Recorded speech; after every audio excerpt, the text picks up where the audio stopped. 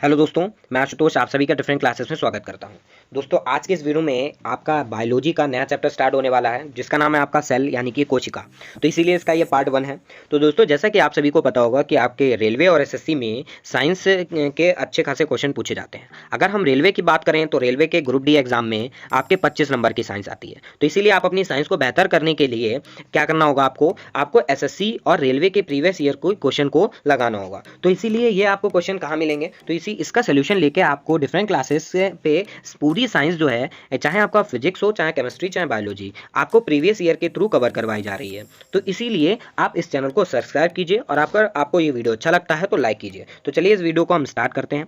तो दोस्तों, video start करने से पहले अगर हम देखिए इस चैप्टर की कुछ बेसिक नॉलेज ले लेते हैं। तो जैसे कि अगर हम बात करें तो क्या है कोशिका क्या है, तो कोशिका के बारे में जानते हैं। तो कोशिका की अगर हम बात करें तो कोशिका क्या होती है, सजीवों के शरीर की रचनात्मक और क्रियात्मक इकाई है।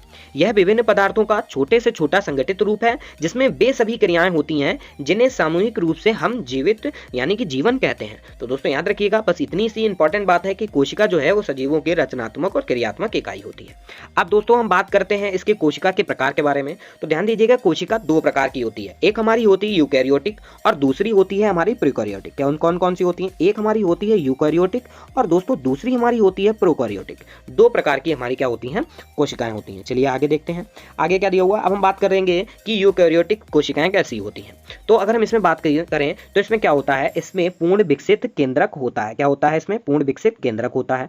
आगे देखते हैं तो इसमें क्या होता है, कोशिका द्रव्य कोशिका एवं कोशिका कला के बीच सीमित रहता है। तो कोशिका कौन रहता है, कोशिका द्रव्य जो है आपको कोशिका कला और कोशिका के द्रव्य के बीच में जो है सीमित रहता है। आगे हम बात करें दोस्तों तो केंद्रक कला तथा केंद्रिका उपस्थित होती है। तो किसमें उपस्थित होती है? ये आपका केंद्रिका में उपस्थित होती है। आगे देखते हैं तो आगे जो डीएनए जो होता है, डीएनए हिस्टोन प्रोटीन से जुड़ा होता है। यानी किससे जुड़ा होता है? वो हिस्टोन प्रोटीन से जुड़ा होता है। आगे देखें तो आगे क्या है, श्वसन तंत्र माइटोकॉन्ड्रिया में उपस्थित होता है। कहां उपस्थित होता है? याद रखिएगा, श्वसन तंत्र जो है आपका माइटोकॉन्ड्रिया में उपस्थित होता है। चलिए आगे देखते हैं। अब हम जानेंगे अगली कोशिकाएं यानी कि कौन सी थी हमारी थी प्रोकैरियोटिक। तो प्रोकैरियोटिक कोशिकाएं क्या होती हैं? इनमें प्रारंभिक अविकसित कोशिका क्या केंद्रक होता है, इसमें केंद्रक जो होता है वो अविकसित होता है।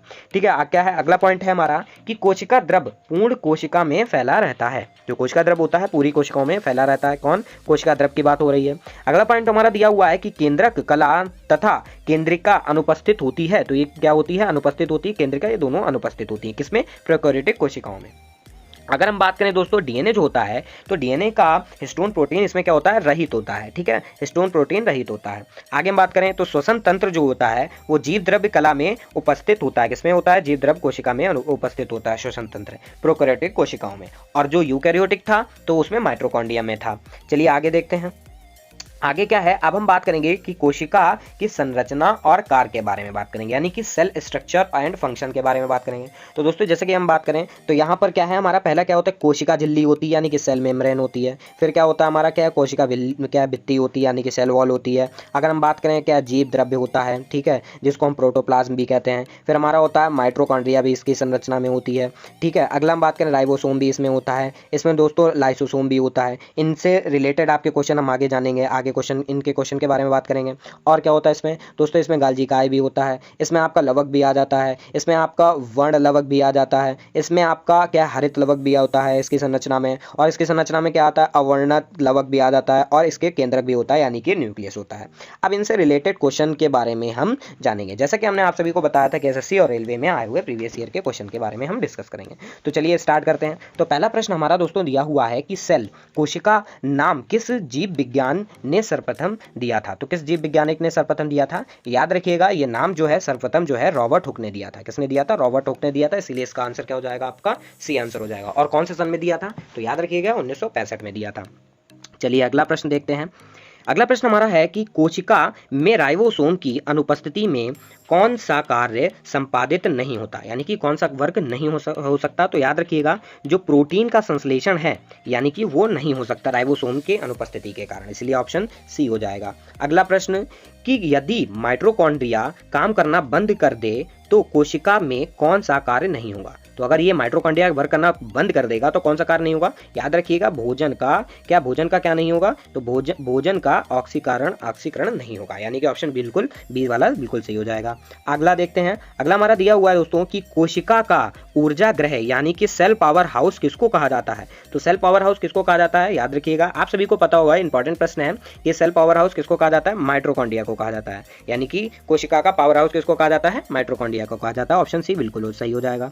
अगला देखते हैं दोस्तों कि कोशिका में प्रोटीन संश्लेषण कहाँ होता है, आप सभी बताइए कि कोशिका में प्रोटीन संश्लेषण कहाँ होता है।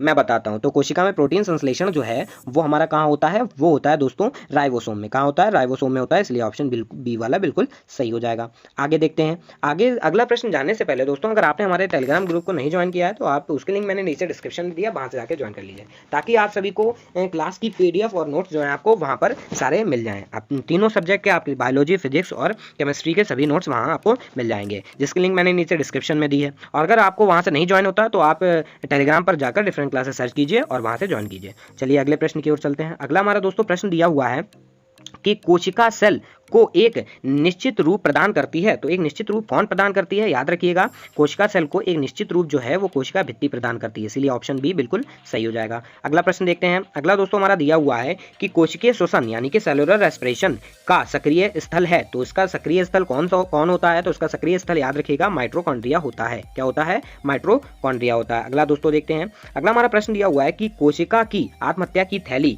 यानी कि सुसाइड पाउच ऑफ सेल कहलाता है। आप सभी को पता होगा, इंपॉर्टेंट प्रश्न है, चलिए मैं बताता हूं, तो इसका आंसर हो जाएगा यानी कि लाइसोसोम, यानी कि ऑप्शन ए बिल्कुल सही हो जाएगा। लाइसोसोम को हम आत्महत्या की थैली भी कहते हैं।